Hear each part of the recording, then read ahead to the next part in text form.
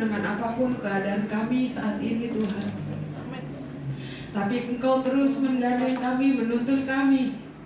Engkau tidak akan meninggalkan kami sesuai dengan janji-Mu Tuhan. Bapa di dalam surga, firman-Mu berkata orang yang menanti-nantikan Tuhan akan diberi kekuatan baru.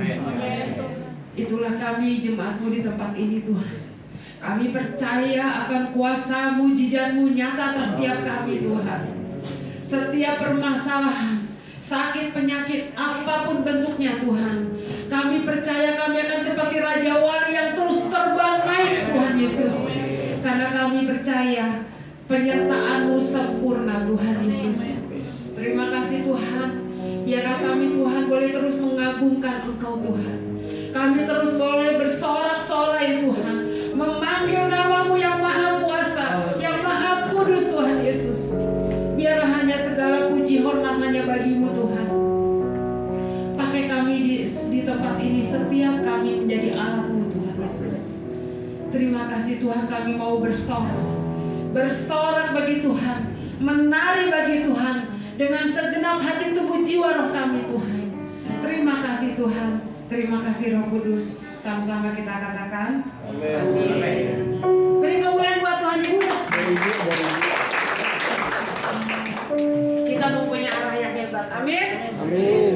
Kita mempunyai Allah yang tidak pernah meninggalkan kita, apapun keberadaan kita.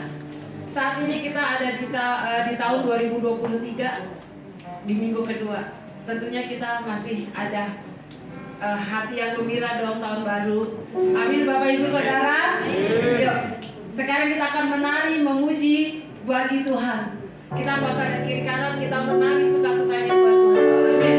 Sekarang puji syukur.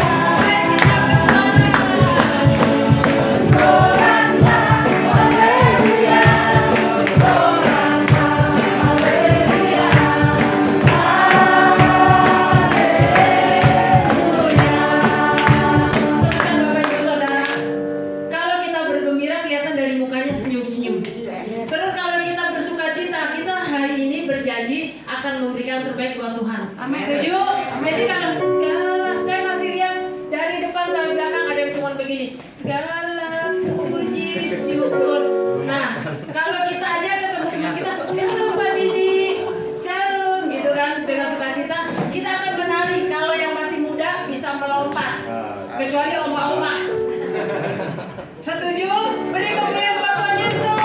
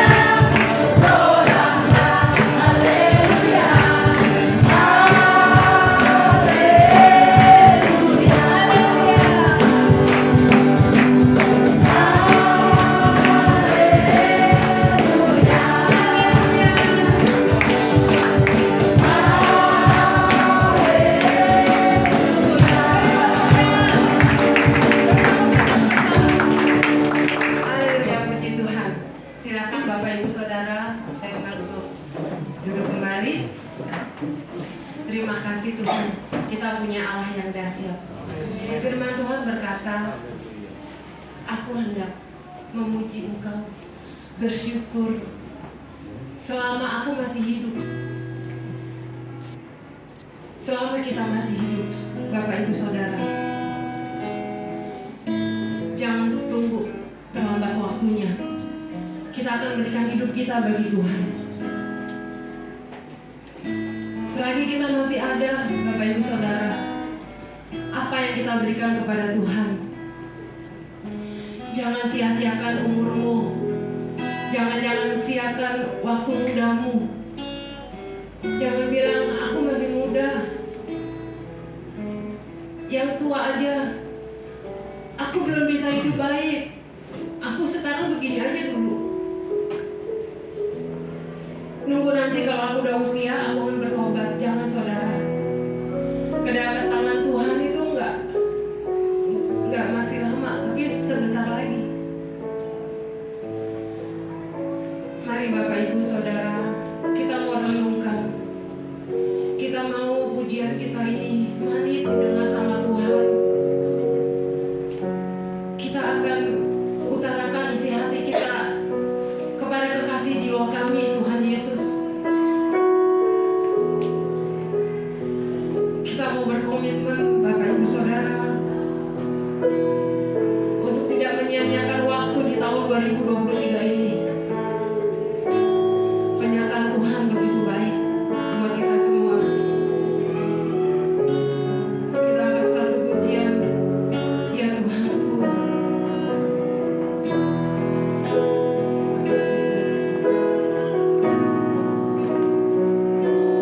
Ya Tuhanku, aku hendak bernyanyi bagimu selama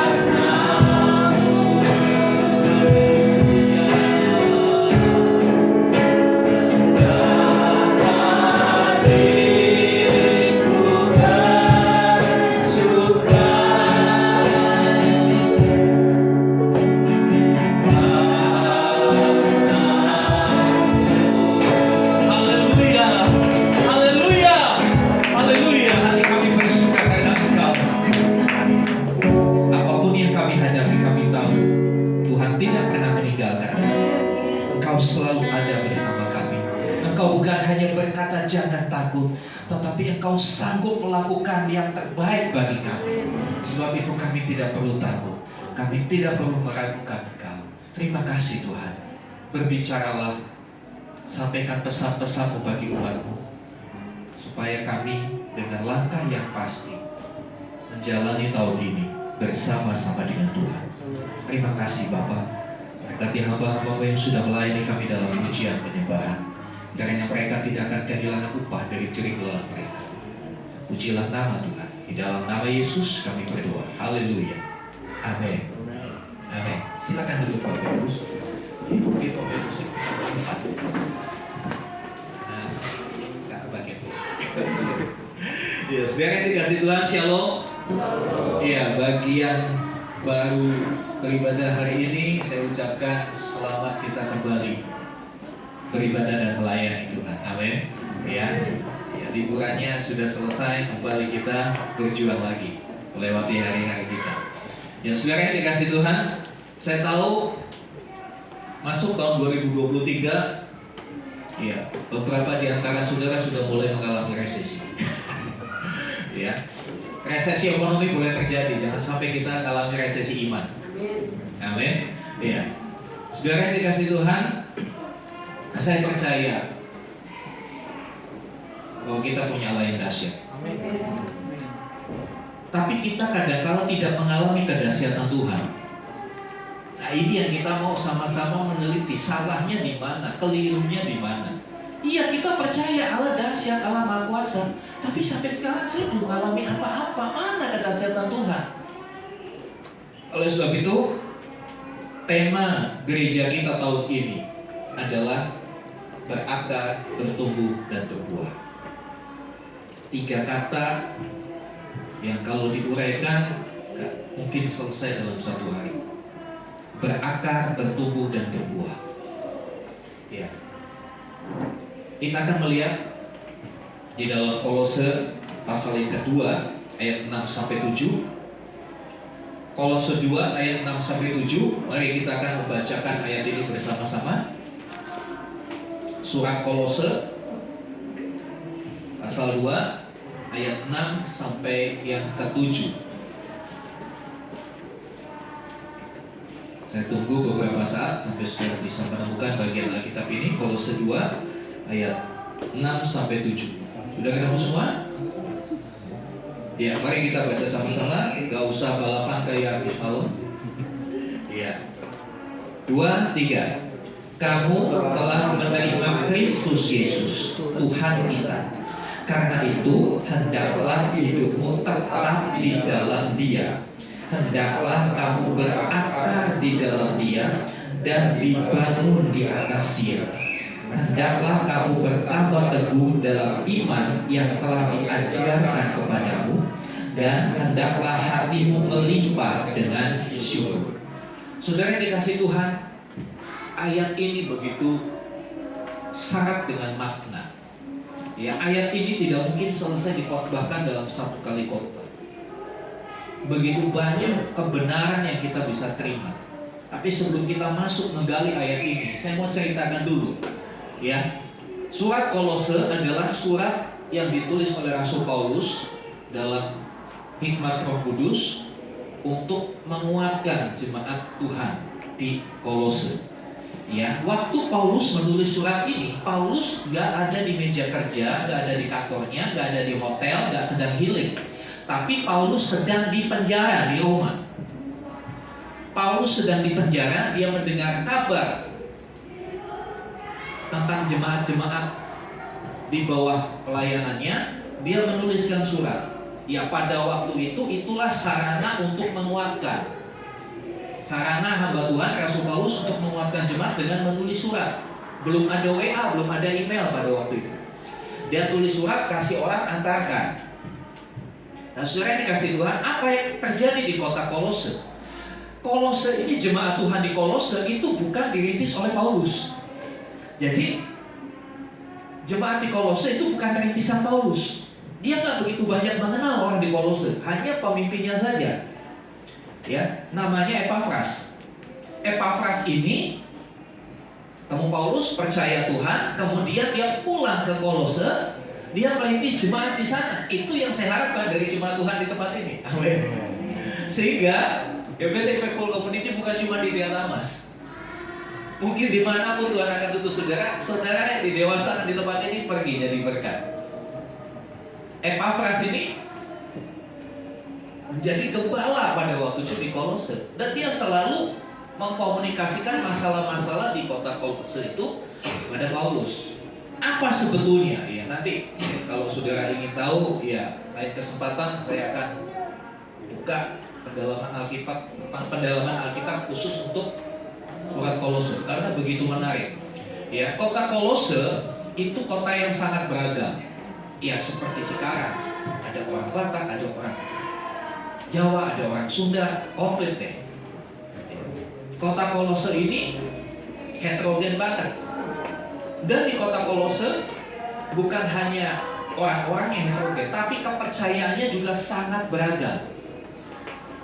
Ada kepercayaan Yunani yang menyembah dewa. Kepercayaan Yunani aja dibagi-bagi lagi, yang menyembah dewa kesuburan, dewa ini, dewa itu beda-beda. Ada animismenya yang menyembah unsur-unsur alam, pohon besar, halilintar disembah, matahari. Ada juga kelompok-kelompok yang punya pemahaman-pemahaman yang bermacam-macam, dan di situ nyampur di satu tempat. Kalau bahasa zaman sekarangnya pluralisme agama, macam-macam agama kumpul berinteraksi satu dengan yang lain, dan tentunya ini saling mempengaruhi, betul kan? Karena apa yang dipercaya seseorang itu yang akan terwujud dalam tindakannya. Apa yang dipercaya seseorang itu yang akan diwujud dalam tindakannya. Nah, dikit saya mau cerita. Ada satu hamba Tuhan, ya dia mendapat informasi, dia karena sudah cukup lanjut, dia matanya kena katarak, penglihatannya kurang jelas. Dia dapat informasi, entah dapat dari mana, katanya katarak itu gak usah dioperasi, matanya dikucek-kucek aja, nanti kataraknya lepas katanya. Entah ini dapat informasi dari mana. Setahu saya yang harus dikucek itu baju kotor, bukan mata. Dia kucek keras, akhirnya malah gak bisa lihat sama sekali. Yang lepas bukan kataraknya, tapi retinanya lepas. Nah, saudara dikasih Tuhan, apa yang dipercaya seseorang itu yang akan dilakukannya, itu yang akan menjadi perilakunya, dan itu juga yang akan diceritakan satu dengan yang lain.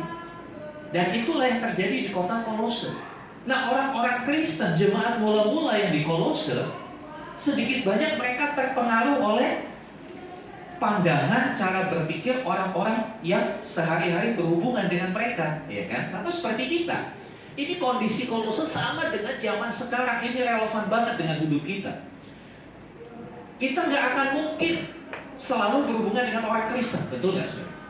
Beli beras sama orang Kristen, beli bensin cari pom bensin yang tukang ngasih bensinnya orang Kristen, susah mau begitu. Kita mau nggak mau hidup dalam keberagaman.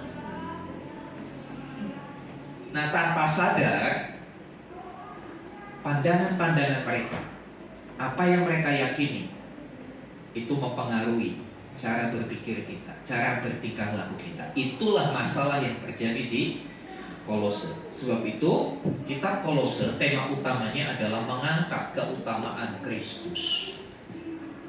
Jadi, orang Kristen di Kolose pada waktu itu sudah percaya Yesus, ya Yesus juru selamat. Tapi karena macam-macam pandangan yang ada di sekitarnya, mereka tidak sengaja mempengaruhi. Mereka hanya berinteraksi sosial seperti biasa, mungkin jual beli, kerja, ya kan, ngobrol, berteman, ngopi bareng. Tapi sedikit banyak itu mempengaruhi, sehingga terjadi yang namanya sinkretisme, percampuran. Nah, percampuran ini yang membuat iman Kristen mereka jadi kacau. Ya. Kalau yang dicampur itu dalam bentuk gado-gado, ya enak gado-gado, ya kan. Tapi kalau pemahaman-pemahaman, keyakinan-keyakinan akan hal-hal yang rohani dicampur, itu jadi kacau. Nah, untuk mengatasi kekacauan, Paulus tulis surat ini. Sebab itu di ayat yang kita baca, dia berkata, kamu telah menerima Kristus. Artinya apa? Surat ini ditujukan kepada orang-orang yang Kristen, yang sudah percaya Yesus. Dan kebenaran ini juga saya bagikan kepada saudara yang sudah menerima Kristus. Amin. Siapa di sini sudah menerima Kristus? Semua sudah menerima Kristus. Apa artinya menerima Kristus? Ya, next kita lihat, next. Ya. Dari ayat itu kita lihat urutan seperti ini, saudara. Dikatakan, ya, kamu telah menerima Kristus. Ya, kita yang ada di sini sudah menerima Kristus. Nanti selanjutnya kita akan lihat apa artinya menerima Kristus. Kamu telah menerima Kristus, ya. Karena itu hendaklah hidupmu tetap di dalam Dia. Setelah menerima Kristus, next selanjutnya kita harus lakukan tetap di dalam Dia enggak? Anda sendiri yang jawab. Tetap enggak saya di dalam Kristus? Atau sekali-kali keluar, lagi masuk lagi, keluar lagi, masuk lagi. Setelah itu dikatakan, hendaklah kamu berakar di dalam Dia. Bukan cuma tetap, tapi berakar. Pengertian berakar itu sudah paten, gak akan pindah. Akan pindah. Kalau saudara di depan rumah tanam pohon mangga, pohon mangganya batangnya sudah sebesar ini, saudara mau pindahkan gak? Susah dipindahkan. Kalau masih kecil bisa dicabut, dipindahin ke sana kemari. Tapi kalau sudah gede, sudah lama, nggak bisa dipindahkan. Tuhan mau kita benar-benar berakar, tetap dan konsisten di dalam Kristus. Jadi tetap di dalam Kristusnya benar-benar bukan hanya sekedar nempel, tapi benar-benar masuk, berakar. Nah, selanjutnya ayat itu berkata, dan dibangun di atas Dia. Setelah berakar ke atas dong, seperti tanaman. Setelah dia berakar, ya, ketika kita tanam biji, anggaplah biji mangga taruh di tanah, tutup dengan tanah. 2-3 hari pecah bijinya, keluar akar. Gak mungkin keluar daun dulu, betul gak sih? Keluar akar dulu. Nanti setelah akar itu cukup kuat, mulai muncul daun. Setelah akarnya kuat, stop. Dia akan terus tumbuh. Dipakai kata dibangun untuk sebuah bangunan. Tapi kalau akar kan, pemahaman kita itu analoginya tumbuhan, ya. Tumbuhan punya akar. Kalau bangunan bukan akar, namanya apa? Yang ke bawah, pondasi, ya kan? Berakar atau berpondasi di dalam Kristus. Tapi kalau analoginya berakar itu tumbuhan, dibangun itu artinya tumbuh ke atas. Ya. Hidup iman kita tidak akan pernah bisa tumbuh kalau kita tidak berakar. Tidak akan pernah tumbuh. Kalaupun tumbuh, akan sangat rentan, akan sangat mudah diombang-ambingkan. Berakar, tumbuh, hasil akhirnya, tujuan akhirnya, finalnya adalah hidup yang berbuah. Beberapa bulan yang lalu kita sudah bahas tentang buah roh. Itu sebetulnya goalnya. Tapi untuk mencapai ke situ, kita balik lagi. Ya. Diawali dengan apa sih? Next. Ya. Kita melihat dulu, saudara, tujuan karya keselamatan Kristus. Dalam Yohanes 3:16 katakan, karena begitu besar kasih Allah akan dunia, sehingga Ia telah mengaruniakan anaknya yang tunggal, supaya barang siapa yang percaya kepadanya tidak binasa, tapi beroleh hidup yang kekal. Ya, kadang-kala orang berpikir Tuhan Yesus itu menyelamatkan saya. Kadang-kala pengertian keselamatan itu hanya sebatas, ya, saya tidak dihukum, saya tidak masuk neraka, tapi saya di sorga hidup kekal bersama dengan Tuhan. Betul? Ini kan kita meyakini hal ini. Tapi setelah saya belajar firman Tuhan lebih dalam, tidak sesederhana itu tujuan Allah menyelamatkan manusia. Jadi masuk surga itu hanya sebagai akibat. Masuk surga itu hanya sebagai hasil yang kelihatan. Tapi ada sesuatu yang lebih esensi, lebih utama. Apa tujuannya Tuhan Yesus mati di atas kayu salib untuk itu? Kita lihat di dalam Roma 8 ayat yang ke-9. Tolong Pak Didi bacakan Roma 8 ayat yang ke-9. Perlahan-lahan aja, gak usah seperti kereta api. Roma 8 ayat 9.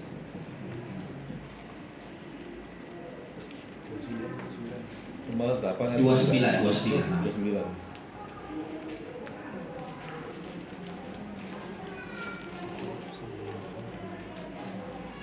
Roma 8 ayat 29. Sebab semua orang yang dipilihnya dari semula, mereka juga ditentukannya dari semula untuk menjadi serupa dengan gambaran anaknya, supaya ia, anaknya itu, menjadi yang sulung di antara banyak saudara. Iya, ini sebetulnya inti dari karya keselamatan di dalam Kristus. Dikatakan, sebab semua orang yang dipilihnya. Siapa yang dipilih? Yang mau mendengar panggilan Tuhan. Betul? Siapa yang dipilih? Itu dijelaskan di ayat 30. Tolong Pak Didi, selanjutnya ayat 30. Dan mereka yang ditentukannya dari semula, mereka itu juga dipanggilnya. Dan mereka yang dipanggilnya, mereka itu juga dibenarkannya. Dan mereka yang dibenarkannya, mereka itu juga dimuliakannya. Ya, saudara yang dikasih Tuhan, kadang-kala kalau kita membaca ayat ini sepintas, kita jadi bingung. Kok ayatnya tumpang tindih ya? Tapi sebetulnya kalau kita pelan-pelan bacanya, seperti kalau kita lagi ngunyah rendang. Saudara, kalau ngunyah rendang kan beda dengan minum jus. Kalau ngunyah rendang kan ditarik-tarik gitu kan. Dikunyah, diisep-isep rasa bumbunya. Ya, demikian kita membaca Alkitab juga seperti itu. Jangan seperti kita baca koran. Jangan seperti kita baca postingan teman. Pelan-pelan diresapi, dihayati. Ya. Ayat 29 itu dijelaskan di ayat 30. Dalam ayat 29 dikatakan begini tadi. Sebab semua orang yang dipilihnya dari semula, mereka juga ditentukan. Ayat 30. Dan mereka yang ditentukan ini adalah mereka yang dipanggil, ya kan? Dipanggil, lalu apa dikatakan itu ayat 30? Dibenarkan. Setelah dipanggil, Dibenarkan. di apa? Dibenarkan. Dibenarkan, lalu Dimuliakan. dimuliakan. Jadi ayat 30 ini menjelaskan kata-kata ditentukan dari semula. Ini posisinya belum dipilih. Jadi kita dipanggil untuk menjadi percaya. Dengan panggilan seperti apa? Banyak panggilan Tuhan. Marilah kepadaku yang letih lesu dan berbeban berat, aku akan memberikan kelegaan kepadamu. Bukankah itu panggilan, ajakan? Kapan kita menerima kelegaan? Kalau kita mau datang. Kalau kita diam di tempat kita, di posisi kita, gak datang sama Tuhan, gak ngalami kelegaan itu. Kita sudah dipanggil. Tuhan panggil semua orang. Barang siapa yang percaya kepadanya tidak binasa. Bukankah itu panggilan? Panggilan bukan untuk kalangan sendiri. Beda seperti banyak poster KKR kan di bawahnya tulis untuk kalangan sendiri. Tapi Tuhan panggilan gak pakai untuk kalangan sendiri, untuk semua kalangan Tuhan panggil. Setelah dipanggil, respon gak? Betul gak? Kita merespon gak? Contoh saudara, nomor antrian 3 menuju loket 2. Nah kalau saudara tetap di tempat lagi asik main gadget, kelewat kan?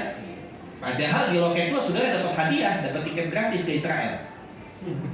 Lalu saudara marah, mana ini? Loh Bapak kan udah dipanggil. Iya, tapi mana? Ya Bapak nggak datang, ya udah saya over ke yang lain. Gambarannya seperti itu saudara. Kadang-kala kita sudah dipanggil sama Tuhan, kita asik dengan dunia kita asik dengan hobi kita. Dan mohon maaf, yang namanya kesempatan tidak selalu ada.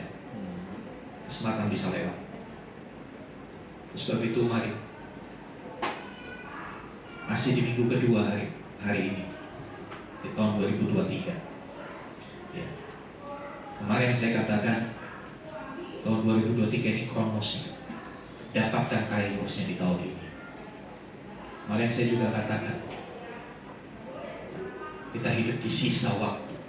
Ingat kata sisa waktu. Kita hidup di sisa. Nggak banyak kalau yang namanya sisa. Nggak banyak. Mari kita tangkap panggilan Tuhan.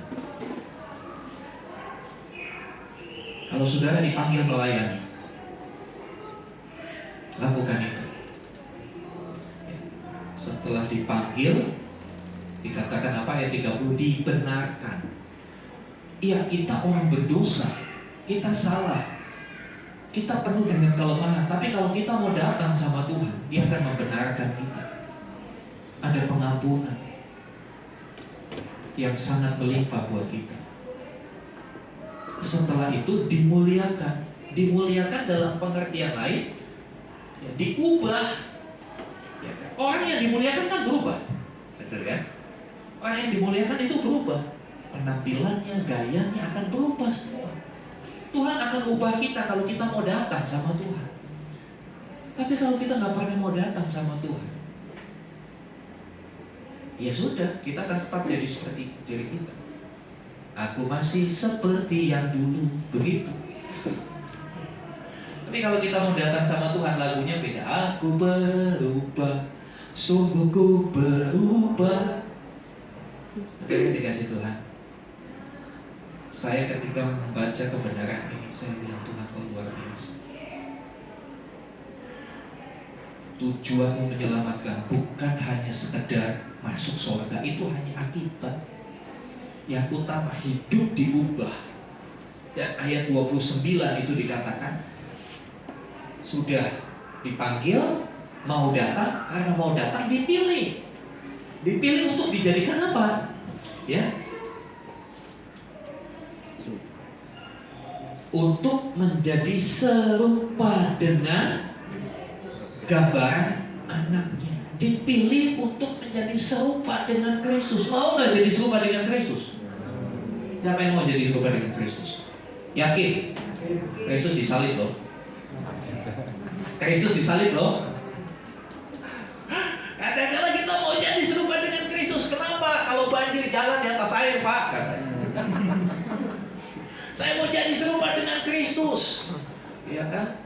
Mancing, nggak punya uang mancing, buka ikannya ada duitnya di dalam. Saya mau jadi serupa dengan Kristus, Pak. Apalagi kalau mau resepsi hajatan, udah, gak usah pesan banyak-banyak, pesan 5 roti 2 ikan, cukup buat 5.000 orang. Kadang-kadang kita pengertiannya serupa dengan Kristus dalam hal-hal mujizat yang seperti itu. Pengertian serupa dengan Kristus itu lebih ke arah karakternya. Amin. Bukan kepada kuasanya. Kuasanya mah itu nomor sekian. Karakternya serupa dengan Kristus. Ini yang dimaksud ayat ini. Karena ketika manusia diciptakan, Kejadian berkata diciptakan segambar dan serupa dengan Allah. Dan di sini dikatakan, ya, menjadi serupa dengan gambaran anaknya. Gambaran dalam bahasa asli, dalam pengertian lainnya itu pola, patronnya, blueprintnya, skemanya skema Kristus.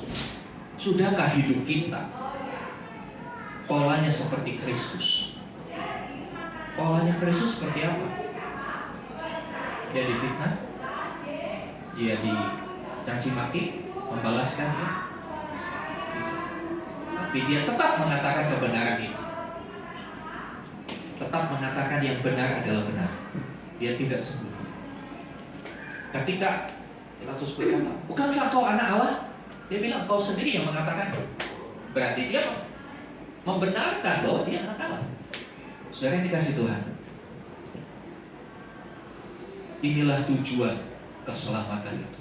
Bukan hanya untuk kita ke surga, tapi supaya kita kembali dipulihkan menjadi segambar dan serupa dengan Allah. Segambar dan serupa dengan Allah itu seperti apa? Coba kita lihat di dalam Kolose 1. Buka sebentar di dalam Kolose 1, saya tidak tulis di sini.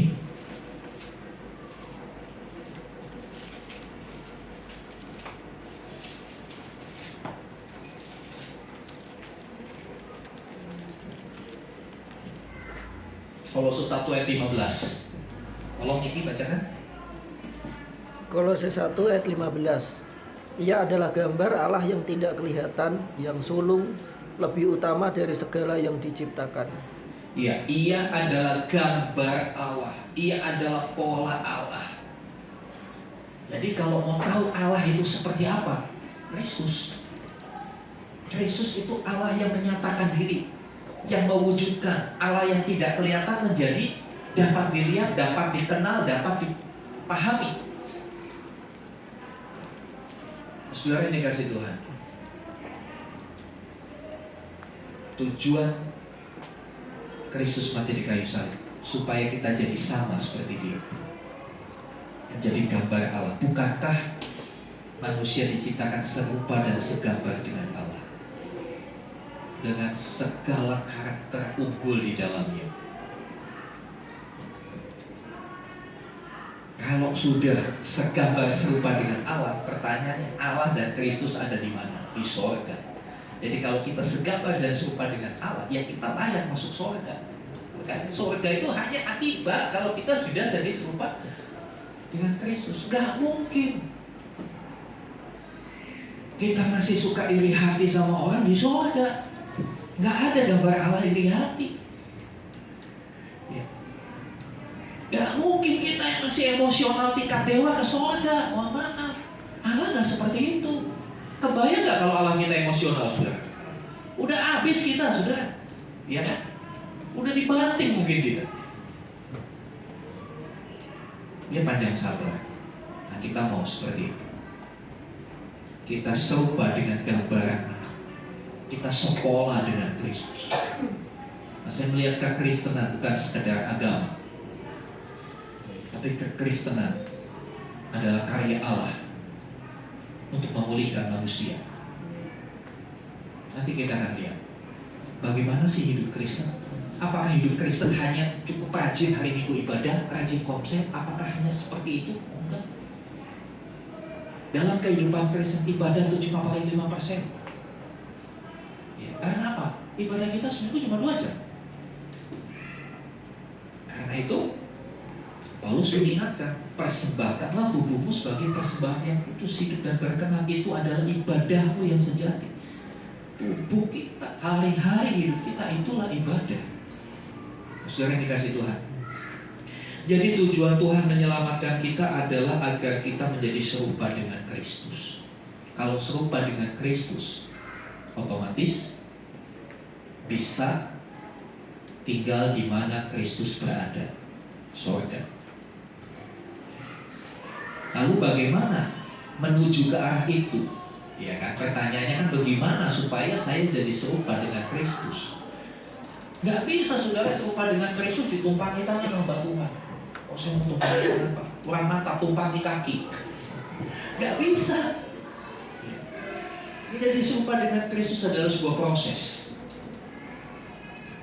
Sebuah proses selalu ada awalnya, betul? Selalu ada awalnya. Next. Ya. Diawali dengan menerima Kristus. Ya. Untuk menjadi serupa diawali dengan menerima dulu. Apa artinya menerima Kristus? Tadi saya tanya, siapa yang sudah menerima Kristus? Semua mengatakan dirinya sudah menerima Kristus. Tapi kita akan lihat apa sih artinya menerima Kristus. Yang pertama, menerima Kristus itu percaya dan mempercayakan diri. Saudara percaya Kristus? Nah, di bagian percaya saja orang percayanya macam-macam. Percayanya bagaimana? Percaya macam-macam. Ada orang percaya, ya saya percaya Yesus itu penyembuh, karena dia punya pengalaman dia disembuhkan.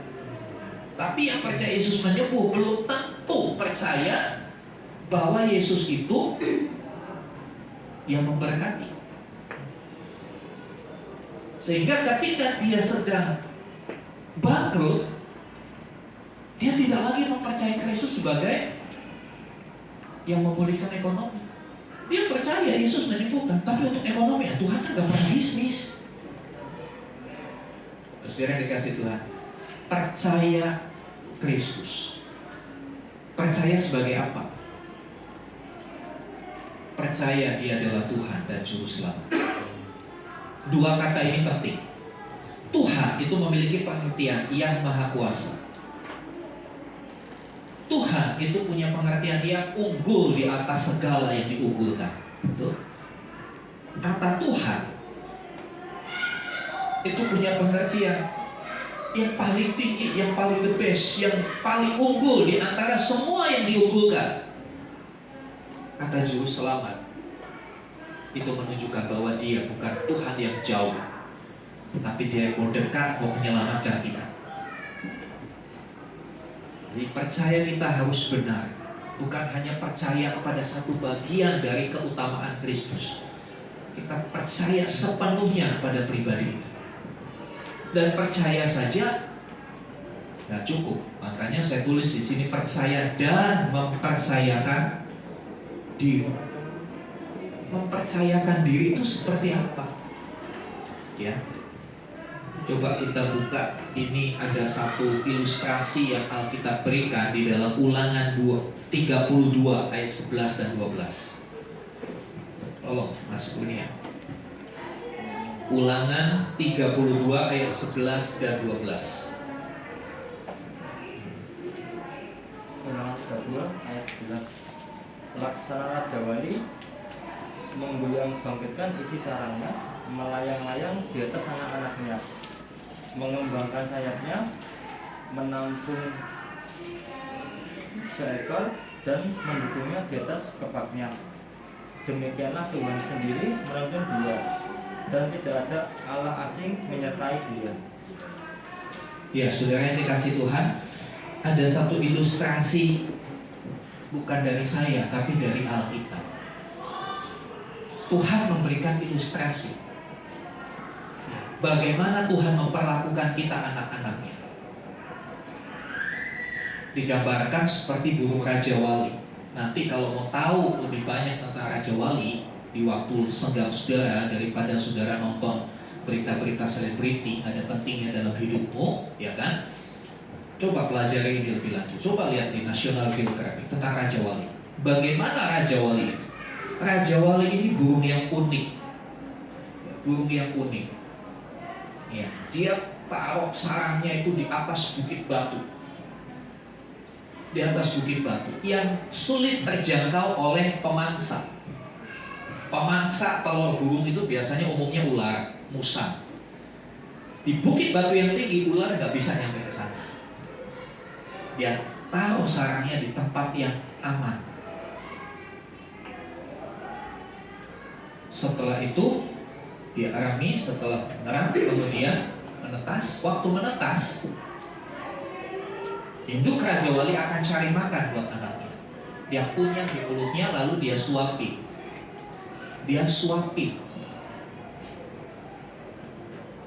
Seiring bertambahnya waktu, anak makin besar. Nggak mungkin akan disuapi terus. Anak-anak Raja Wali harus dilatih cari makan sendiri, betul? Harus dilatih cari makan sendiri. Dia nggak lagi disuapin, dia mulai dilatih. Latihan pertama yang dilakukan adalah latihan terbang. Ketika bulu-bulu sayap sudah mulai lengkap, dilatih terbang. Ayat ini memberitahu sarangnya diobrak-abrik sama induknya, kenyamanannya dibongkar habis. Perhatikan dulu saudara, nanti kita akan tarik garis relevansinya dengan cara Tuhan menangani kita. Ya. Ketika bulu-bulunya sudah mulai ada kemampuan si anak Raja Wali ini, paruhnya udah mulai kencang, kuku-kuku kakinya udah mulai tumbuh. Sarangnya yang tempat yang nyaman, yang hangat itu dibongkar sama induknya. Kejam ya? Sepintas kejam. Tapi itulah proses pendewasaan. Kenapa dia nggak perlu sarang lagi? Si anak Raja Wali bulunya udah tebal, udah hangat. Kalau tidak dibongkar itu sarang, nggak akan bisa mandiri, nggak akan bisa dewasa. Ya selamanya akan jadi penghuni sarang itu. Banyak orang Kristen senang tinggal dalam zona nyaman. Ketika ada sesuatu yang gak nyaman, teriak, marah sama Tuhan. Udah gak gereja-gereja Allah, apa gereja begini? Perhatikan cara Tuhan menangani kita. Persis ini Tuhan yang ngomong, bukan ilustrasinya saya. Ilustrasinya Alkitab. Seperti burung Raja Wali. Dia mau tunggang balikan isi sarangnya. Kemudian dia apa? Dia bawa satu anaknya. Di atas tebing itu dilepaskan anaknya. Dilepaskan anak itu. Kejam ya? Sepertinya kejam. Dilepas. Anak itu nalurinya akan mengepakkan sayap. Beberapa anak Raja Wali mungkin tidak cukup kuat, tidak cukup tenaga untuk mengepakkan sayap supaya bisa terbang. Dia nggak tahu tekniknya karena baru pertama kali itu pengalaman pertamanya dilepas hidupnya. Ya bahasa Jawanya dicoplokin gitu loh. Dan di sini dilepasin gitu. Wah, dia kotak-panting di atas. Sambil terus dia berusaha. Ketika anak itu sudah akan jatuh, gak mampu, dari ketinggian yang sangat tinggi yang tadinya induknya sambil terbang sambil melihat, begitu anaknya dalam bahaya, secepat kilat induknya itu bisa putus.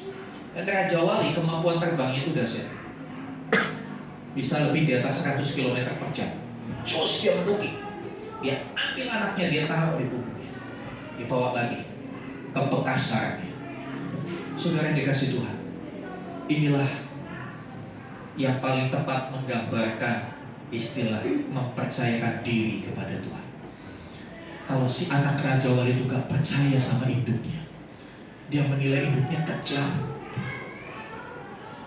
gak tolong, selamanya dia akan disarang. Dia akan jadi Raja Wali yang impoten, gak bisa apa-apa, gak punya kemampuan apa-apa. Mempercayakan diri itu pengertian dia serahkan semuanya. Dia yakin hidupnya akan datang tepat pada waktunya, pada saat bahaya itu datang.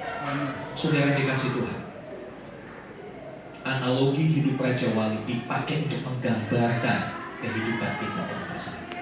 Ketika kita baru percaya Tuhan Yesus, coba saudara review lagi. Pertama kali saudara cinta Tuhan, menggebu-gebunya Anda bagi Tuhan, betul?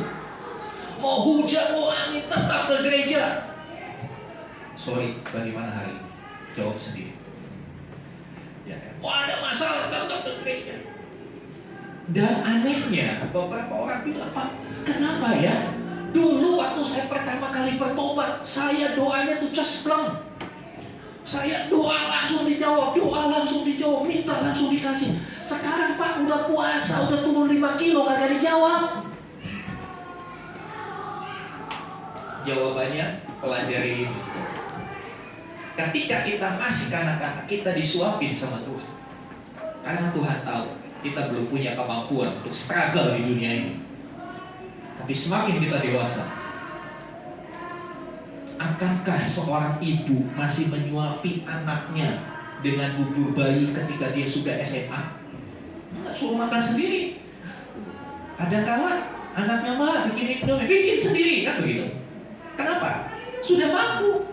Tuhan juga perlakukan kita gitu. Tuhan gak mau kita jadi anak yang manja. Kita mau jadi orang Kristen yang dewasa, amin.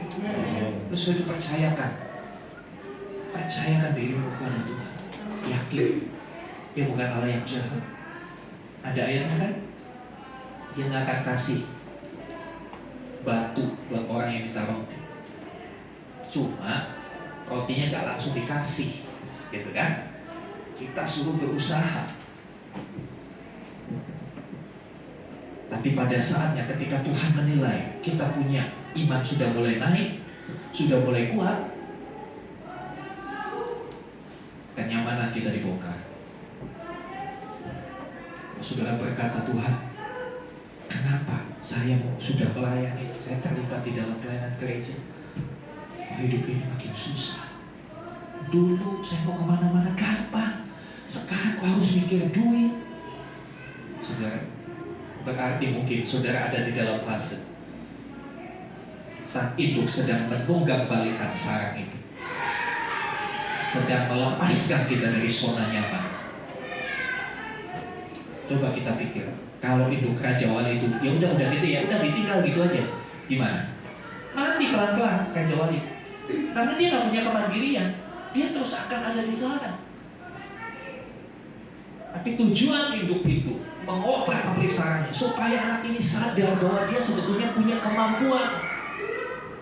Banyak orang Kristen gak sadar bahwa roh yang di dalam dirinya lebih besar dari roh dunia, sehingga selalu berkata, masalahku besar Pak Pendeta.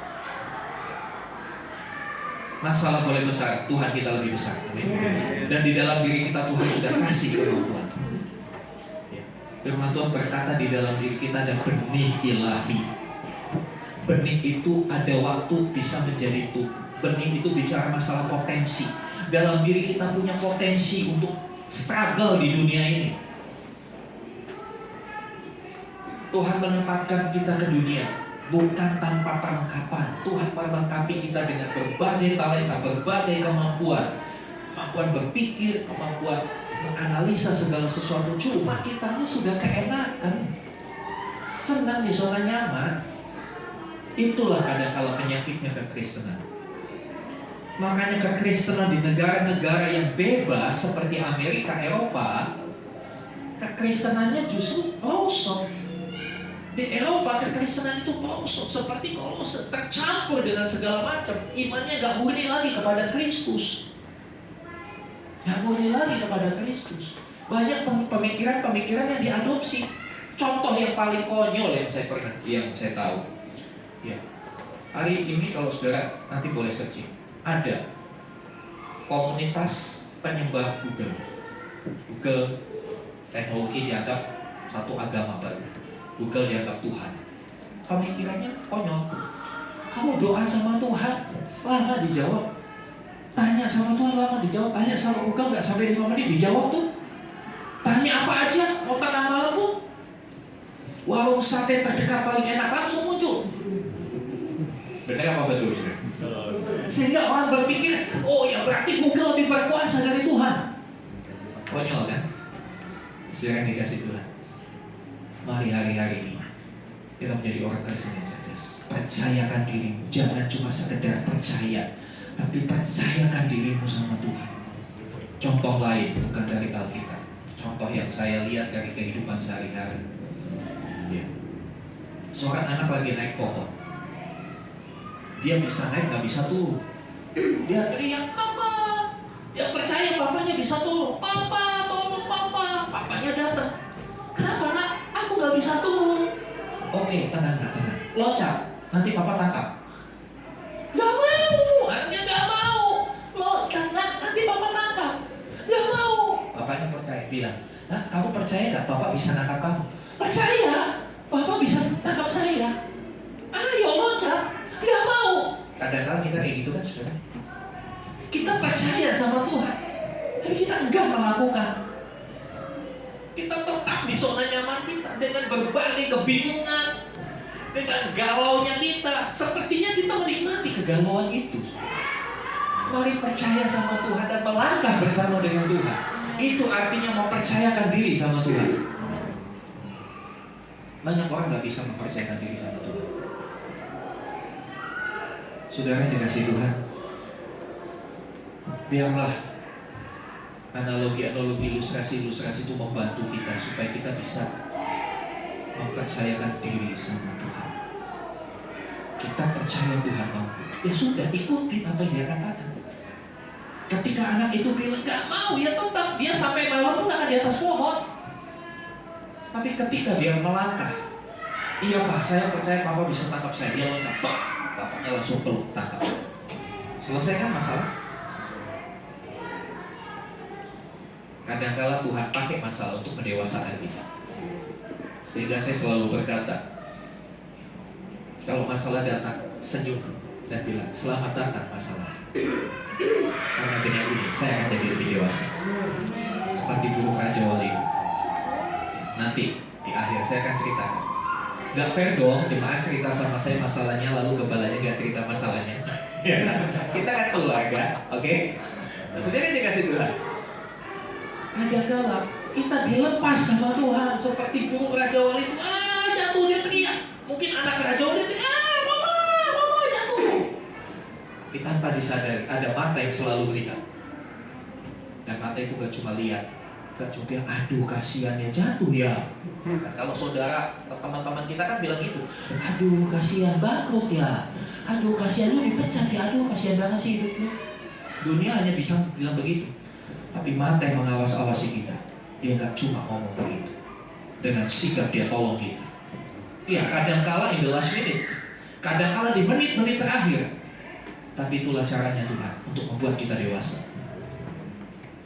Jadi sekali lagi kalau hari-hari ini masuk tahun baru Pak, masalahnya begini, bilang welcome problem, we can solve with God. Kita bisa selesaikan bersama dengan Tuhan. Saudara yang dikasih Tuhan. Yang kedua, menjadikan Kristus satu-satunya Tuhan dan Juru Selamat. The only one, bukan nomor satu. Jangan pernah menjadikan Tuhan Yesus nomor satu. Kenapa? Karena kalau ada nomor satu, ada nomor dua. Kalau nomor satu kita jadikan Tuhan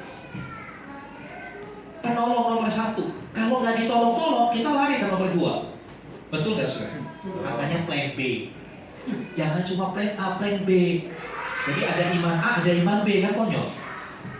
Makanya saya mau katakan, jadikan Yesus Kristus satu-satunya, the only one, gak ada yang lain. Itu lagi ojo dibandingkan, itu cocok banget. Gusti Yesus ojo dibanding-bandingkan, ojo disaing-saingkan, orang bakal kalah. Tahu gak artinya? Tuhan Yesus jangan dibanding-bandingkan, jangan disaing-saingkan, gak bakal kalah dia. Karena dia yang the best, amin. Dia satu-satunya. Catat kata-kata ini, bukan nomor satu. Kalau ada nomor satu nanti bisa jadi nomor 7, nomor 16, beliau minta 7. Aduh Tuhan, saya pusing di dalam nama Tuhan Yesus sembuhkan. Gak sembuh. Aduh, mana Bu yang bintang 7? Ya sudah, nomor 1 gak bisa, nomor 16 saja. Saya ganti Tuhan. Anak-anak zaman sekarang gak tahu ya, ada Bu yang bintang 7, nomor 16. Iya, semua bilang nomor 1 paling baik, tapi ini percaya diri banget, nomor 16 seperti aku di nomor 16. Saya nggak tahu nomor 15-nya apa. Jadi sekarang kembali, yuk kita mau sama-sama tahun ini jadikan Yesus satu-satunya deh, nggak ada yang lain. Jangan datang ke alamat yang lain, itu semua alamat palsu. Alamatnya hanya Tuhan Yesus. Diawali dengan pemahaman yang seperti ini. Mari awali tahun ini dengan pemahaman seperti ini. Ya. Bahwa rencana Tuhan menyelamatkan kita bukan sekedar surga. Surga itu gampang banget bagi Tuhan. Tapi mengubah hidup, mengubah karakter saya dan saudara itu yang perlu waktu. Enggak segampang membalikkan tangan. Tapi itu Tuhan mau kerjakan. Dia melatih kita. Kadang-kala kita marah ketika kenyamanan kita digeser, ketika kenyamanan kita diambil. Kok begini ya Tuhan? Selama ini saya ikut Tuhan, tapi kok jadi seperti ini? Kadang-kala kita protes, kita mau sadar Tuhan sudah ngomong, Dia akan obrak-abrik kenyamanan kita supaya kita tangguh. Seorang pelaut yang tangguh, seorang pelaut yang ahli, itu nggak mungkin dia berlayarnya di kolam renang. Ya kolam renang nggak ada obat. Tapi pelaut yang tangguh, dia masuk samudera raya karena gelombang, karena badai di situ, dia jadi tangguh. Tapi kalau cuma di tepi-tepi aja nggak bisa. Kalau kita cuma mau menghadapi masalah-masalah yang ringan, kita marah ketika Tuhan izinkan masalah besar, lalu kita kecewa. Udah gitu kecewa yang banyak. Ya di sini nggak ada. Waktu saya pelayanan di tempat lain banyak. Kecewa sama Tuhan yang jadi sasaran gereja, yang jadi sasaran Tuhan. Udah nggak gereja-gerejaan lagi. Ya gereja nggak rugi, Tuhan nggak rugi. Tapi apakah ada jaminan di luar saudara dapat solusi? Pertanyaannya kan begitu. Apakah ada jaminan di luar ada pertolongan? Di dalam Kristus, jawabannya pasti. Dia tidak akan membiarkan kita tergeletak. Ada lagu pujian itu kan? Apabila ia jatuh, tak sampai terlelap, Sebab Tuhan menopang tangannya. Ada jaminan di luar ada yang nopang kita? Enggak ada. Kenapa kita masih melirik sesuatu yang tidak pasti dengan melepaskan sesuatu yang pasti? Hidup kita itu adalah sebuah pilihan. Kita mau pilih menerima Dia sebagai satu-satunya Tuhan dan Juru Selamat, atau kita menolak Dia. Kehidupan kekristenan, ya, nanti di kesempatan lain saya akan dalami hal ini. Mas Pika saya mau sampaikan bahwa kehidupan Kristen bukan hanya ditunjukkan dengan setia ke gereja. Kadangkala, ya, kita menganggap Kristen sebagai agama. Kalau agama pasti urusannya ada ritualnya, ada hari-hari tertentu, ya kan? Kalau agama kan begitu, ada hari-hari tertentu, ya, ada momen-momen tertentu, ada peristiwa-peristiwa tertentu yang disakralkan. Kekristenan bukan sekedar agama, tapi kekristenan adalah sebuah perjalanan bersama dengan Tuhan. Dan perjalanan ini bukan cuma di hari Minggu aja. Perjalanan ini dari hari Senin sampai ketemu Senin lagi. Ya, memang di Indonesia Kristen dianggap sebagai salah satu agama, sehingga Natal diakui kalendernya merah tanggal 25. Paskah juga nanti kalendernya merah. Tapi inti iman kita bukan cuma di Natal dan Paskah. Kehidupan Kristen adalah tiap hari, saudara. Hari-hari raya itu hanya untuk mereview, mengingatkan kita Natal. Tapi itu saya katakan, pesan Natal bukan cuma waktu hari Natal. Pesan Natal harus dibawa setiap hari. Kita memperingati Yesus lahir di hari Natal. Harusnya tiap hari kita bernatal. Harusnya tiap hari, tiap bangun pagi, kita harus sadar bahwa Yesus lahir dan hadir di hidup kita. Kalau Yesus lahir dan hadir di hidup kita, Tuhan akan jaga sikapmu karena ada Yesus bersama dengan engkau. Amin. Ketika saudara jalan sama manajer saudara atau pimpinan saudara, bisa saudara seenaknya ngomong? Bawa manajer naik mobil, terus bisa ya, udah ngomong yang enggak ngomong yang kasar gitu, sebelahnya manajer pasti akan direm. Coba miliki pengertian itu.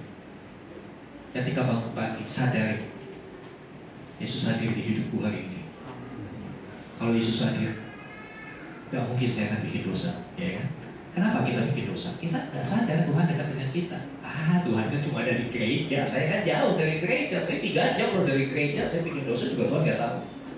Kadang-kala pengertian kita begitu picik, saudara. Mari kita masuk tahun 2003 dengan pengertian-pengertian yang baru, dengan cara-cara yang baru. Karena saya percaya Tuhan sediakan berkat yang terbaru buat kita. Mari tetap tinggal di dalam Kristus. Mari percaya dan mempercayakan diri kepada-Nya. Oke, next. Ya, kita baca sama-sama. 2, 3. Tanpa mempercayakan diri menjadikan kita orang-orang Kristen yang selalu menuntut bukti konkret dari Tuhan, dan itu bukan iman yang sehat.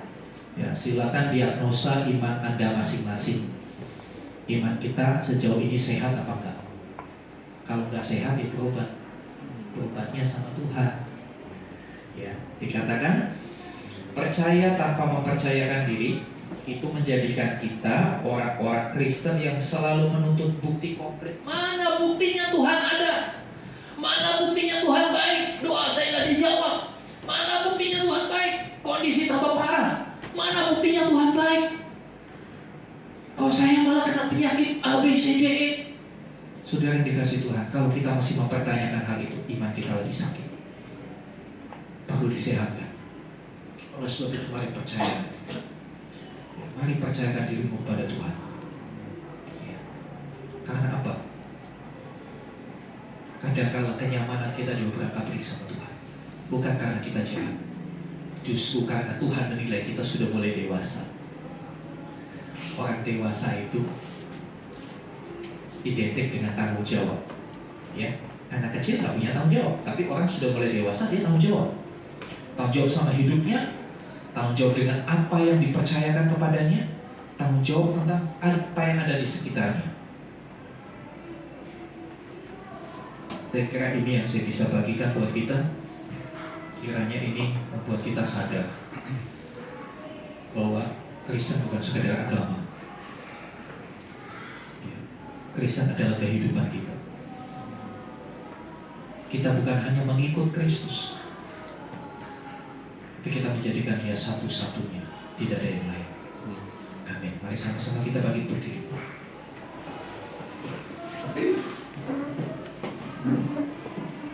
Sedang pemain musik, presa musik.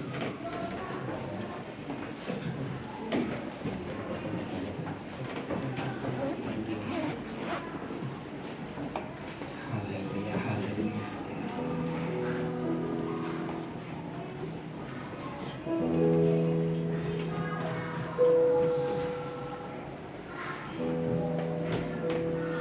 Berikan pujian kepada satu-satunya yang arahkan hatimu kepada satu-satunya juru selamat dan Tuhan. Angkatlah tanganmu. Saya undang kita sama-sama bangkit berdiri. Haleluya. Buka hatimu, angkatlah tanganmu, dan sekarang terimalah rahmat anugerah dari Bapa di surga di dalam kasih dan karya Kristus yang sempurna itu, bersama-sama dengan penyertaan pengurapan Roh Kudus. Terimalah berkat-berkat jasmani, terlebih lagi berkat rohani. Jadilah berkat dimanapun Tuhan menempatkan kita. Karena itu pergilah, jadikanlah semua bangsa muridku. Baptislah mereka dalam nama Bapa dan Anak dan Roh Kudus, dan ajarlah mereka melakukan segala sesuatu yang telah kuperintahkan kepadamu. Dan ketahuilah aku menyertai kamu senantiasa sampai kepada akhir zaman. Demikianlah Tuhan Yesus akan datang kembali, membawa kita masuk dalam kebahagiaan kekal, supaya di mana Tuhan Yesus berada, di situ pun kita boleh berada. Terima kasih Tuhan. Di dalam nama Tuhan Yesus kami mohonkan Tuhan berkati. Haleluya. Amin.